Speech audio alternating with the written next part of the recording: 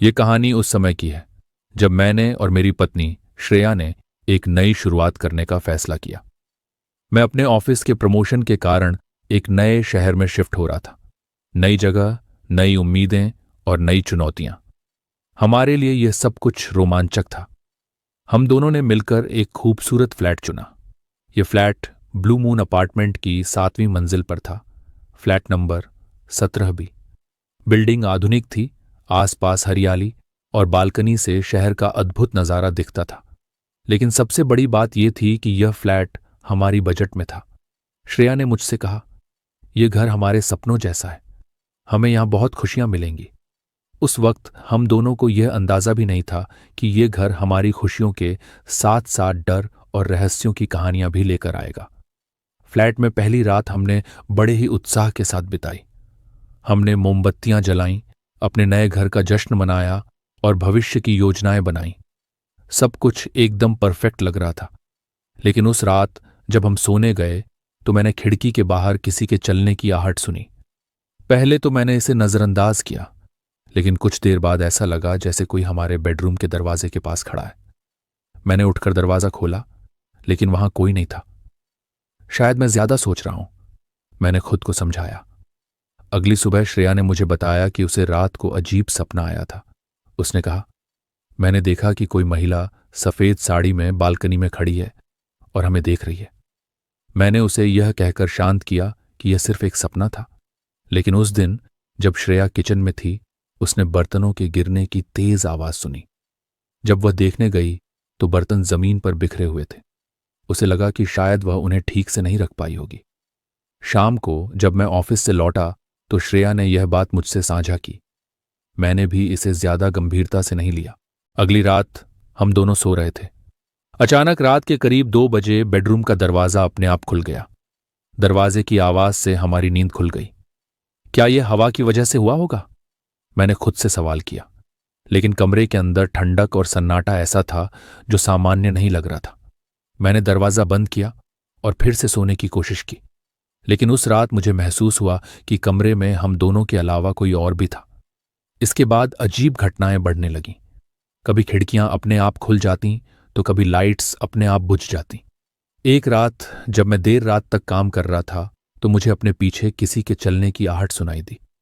जब मैंने पलट कर देखा तो वहां कोई नहीं था। श्रेया ने भी कई बार बालकनी में किसी के होने का एहसास किया। उसने मुझसे कहा, यह फ्लैट मुझे डराने लगा है। मैंने उसे समझाने की कोशिश की, लेकिन मैं खुद भी अंदर ही अंदर डरने लगा था। कुछ दिन बाद हमने पड़ोसियों से इस फ्लैट के बारे में पूछताछ की। हमें जो पता चला वह हमारी सोच से कहीं ज्यादा डरावना था। करीब 10 साल पहले इस फ्लैट में एक महिला, प्रिया, अपने पति के साथ रहती थी। वह अपने पति से बेहद प्यार करती थी, लेकिन उसका पति उसे धोखा दे रहा था। जब प्रिया को इस बात का पता चला तो उसने दुख और गुस्से में आकर बालकनी से कूदकर अपनी जान दे दी। तब से इस फ्लैट को लेकर कई कहानियां सुनाई जाती थीं।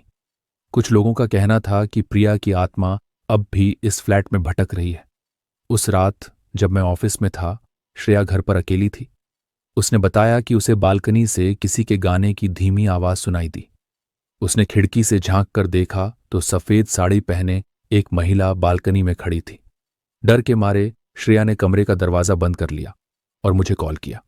जब तक मैं घर पहुंचा वह कांप रही थी। उसने मुझे सब कुछ बताया। मैंने खुद भी उस रात बालकनी में कुछ अजीब महसूस किया। ऐसा लगा जैसे वहां कोई खड़ा हो, लेकिन जब मैंने पास जाकर देखा तो वहां कुछ नहीं था। इस घटना के बाद हमें समझ आ गया था कि यह फ्लैट सामान्य नहीं है, लेकिन हम इसे छोड़ने का फैसला नहीं कर पा रहे थे। शायद यह हमारे प्यार की परीक्षा थी। उस दिन के बाद हमारा फ्लैट जैसे किसी अनजानी ताकत के कब्जे में आ गया था। चीजें पहले से ज्यादा डरावनी हो गईं। हर रात बेडरूम का तापमान अचानक गिर जाता और दीवारों पर अजीब सी सरसराहट की आवाजें सुनाई देती। एक रात मैं और श्रेया सोने की कोशिश कर रहे थे। रात के करीब 3 बजे अचानक पूरा कमरा ठंडा हो गया। ऐसा लगा जैसे बर्फीली हवा हमारे चारों ओर चल रही हो। तभी हमने दीवार पर परछाई देखी। ये परछाई एक महिला की थी, बाल खुले हुए और शरीर झुका हुआ। तुम्हें लगता है कि यह प्रिया है? श्रेया ने कांपते हुए पूछा। मैं कुछ कहने ही वाला था कि वह परछाई हमारी ओर बढ़ने लगी। अगले दिन हमने फैसला किया कि हमें किसी विशेषज्ञ की मदद लेनी चाहिए।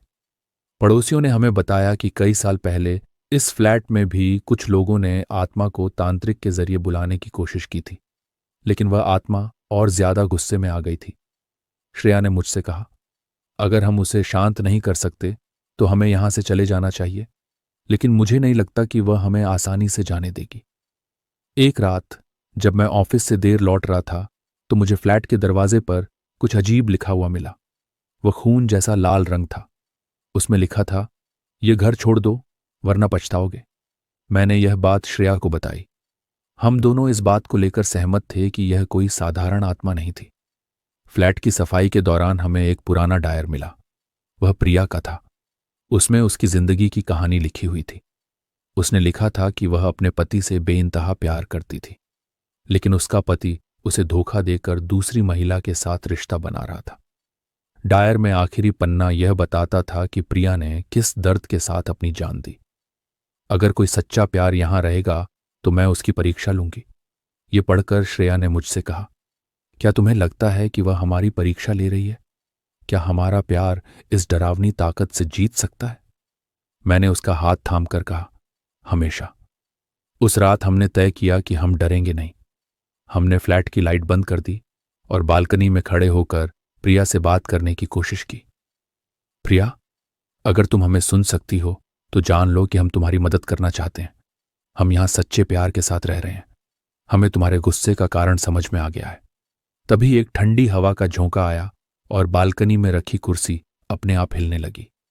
दीवार पर एक संदेश उभर आया, मेरा दर्द सच्चा है, तुम दोनों को इसे समझना होगा। डायर पढ़ने के बाद हमें समझ में आया कि प्रिया की आत्मा को शांति चाहिए, लेकिन यह आसान नहीं था। हमें प्रिया के पति को ढूंढना था जिसने उसे इस दर्द में धकेला था। हमने पड़ोसियों से और जानकारी ली और पता लगाया कि उसका पति अब भी उसी शहर में रहता था। हमने उसे ढूंढा और उसे मजबूर किया कि वह अपनी गलती माने। उसका पति पहले मानने को तैयार नहीं था, लेकिन जब हमने उसे डायर दिखाया तो वह टूट गया। उसने अपनी गलती मानी और कहा, मैंने अपनी पत्नी के साथ जो किया उसके लिए मैं हमेशा पछताता रहूंगा। अगर उसकी आत्मा मेरी माफी से शांत हो सकती है तो मैं यह करने को तैयार हूं। उस रात हमने प्रिया की आत्मा को बुलाया। सफेद साड़ी में वह फिर से हमारे सामने प्रकट हुई। उसकी आंखों में दर्द और गुस्सा दोनों था। उसका पति उसके सामने खड़ा हुआ और कहा, प्रिया, मुझे माफ कर दो। मैंने तुम्हारे साथ जो किया वह गलत था। मैं अपनी गलती के लिए हमेशा शर्मिंदा रहूंगा। प्रिया की आत्मा कुछ देर खामोश रही। फिर उसने हम दोनों की ओर देखा और कहा, तुम दोनों का प्यार सच्चा है।